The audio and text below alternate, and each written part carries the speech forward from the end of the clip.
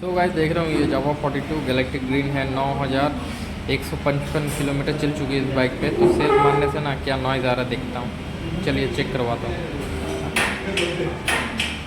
देख रहे ये पूरा लाइन ना पूरा डाउन हो जा रहा है, जो कि इसमें ना एक्चुअल प्रॉब्लम है क्या।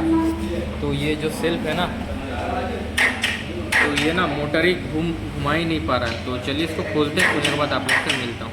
देखो गाइस इसका प्लग मैंने खोल चुका हूँ, इसका प्लग मैं खोल चुका हूँ। तो अभी मैग्नेट को घुमाऊँगा, देखिए घूमेगा नहीं, घुमा यार, देख रहा हूँ मैं घूम नहीं रहा है, कहीं पे फंस रहा है। तो मैग्नेट साइड की और कोई प्रॉब्लम हमको दिखा नहीं। अब फॉल्ट निकल के जो आई है ना, इसका जो इसका टाइमिंग चेन, इसका टाइमिंग चेन ख़त्म हो चुका है। तो देख रहे होंगे गाइस, अभी इसको खोलूँगा, खोलने के बाद देखता हूँ क्या होता है। ऐसा इंटरेस्टिंग वीडियो देखने के लिए चैनल को जरूर सब्सक्राइब कीजिए।